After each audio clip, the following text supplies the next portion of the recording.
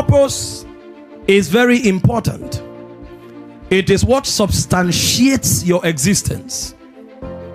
A man who does not live for a purpose is almost not different from an animal.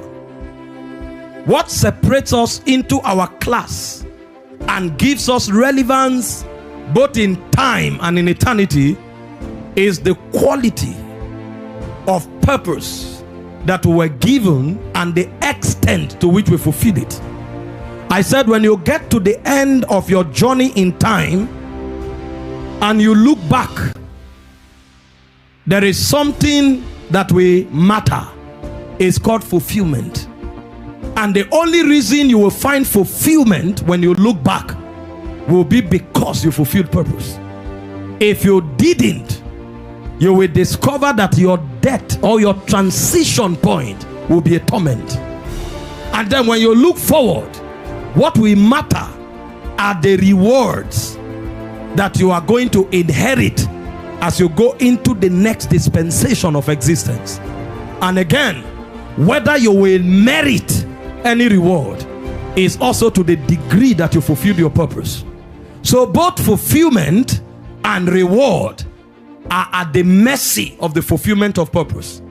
This is why purpose, amongst other things, stands out as the most significant essence of your life.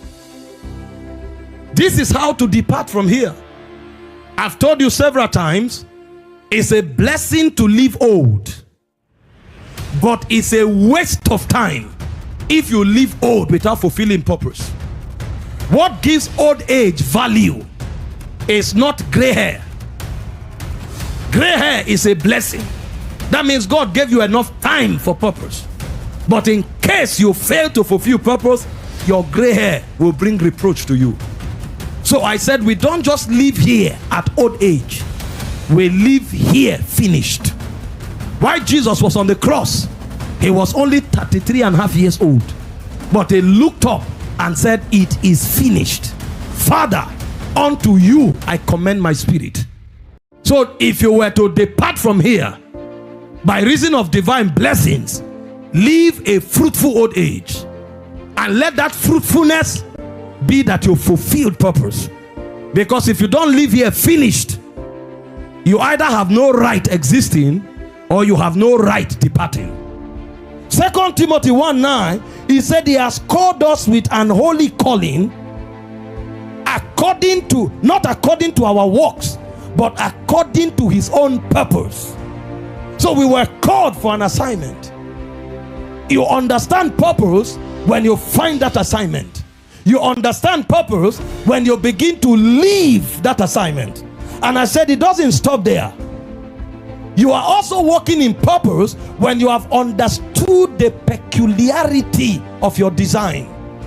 When you find a man of purpose, there is no doubt in understanding about who he is. Because your design, to a large extent, influences your efficacy in carrying out your assignment. This microphone is excellent at this moment because it was designed to do this.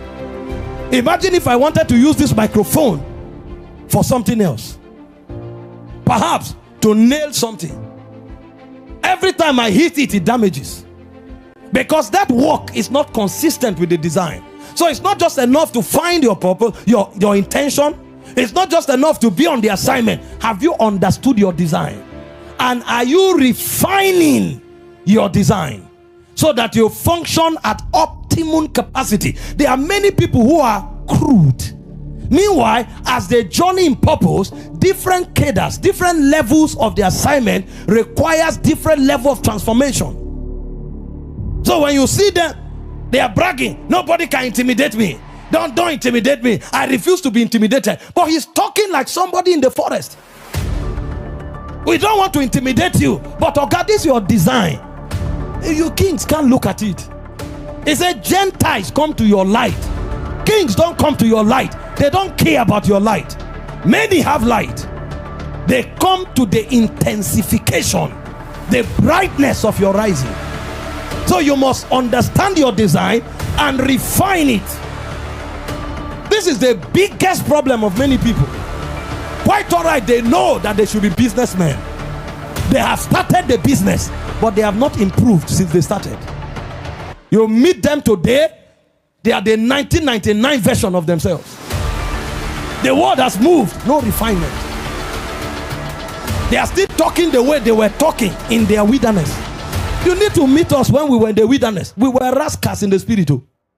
Oh my God. Those days, even when we are preaching, see, we are responding to the fire. But, Augusta, as you go global, you have to manage your temperament. You have to, because you are dealing with multiracials, multiculturals. This morning I was addressing the church in Perth.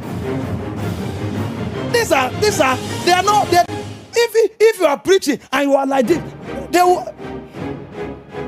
what's it doing? You say it's fire, it's fire.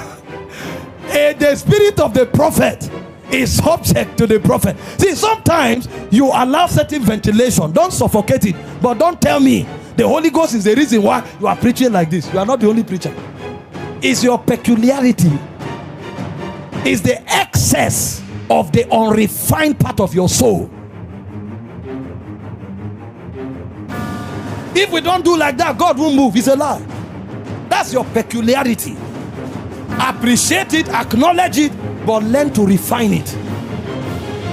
Don't be like you were 10 years ago, sir. Everything moves. Even Satan is refining. He was a serpent in Eden. He's a dragon in Revelation.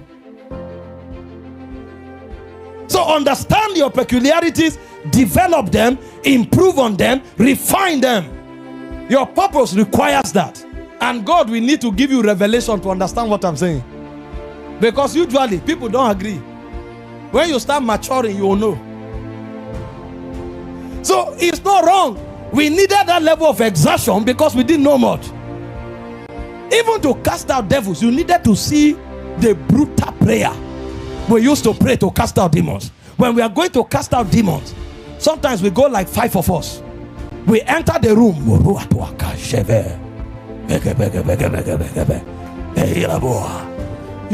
You are shaking. Even the demon, we know warriors have come. You see one person stand like this. When we are fired for 40 minutes and the atmosphere starts changing, the person starts shaking because we are praying and watching. When the person starts feeling the fire, then you remove your suit, throw it somewhere, and you stand. You devil, you can't. We have come. There's nothing wrong. Don't get me wrong. That's what we knew in our understanding. I started reading the Bible. Jesus shows up. Before talking, they're already screaming. Why have you come before your time? I say, Sometimes he looks at them and they are out. Sometimes they are even begging him, don't cast us here, cast us there. Oh, is that how it is? What is the cure? We have to go back and study again. You need refinement. But you have to understand your shape to refine your shape.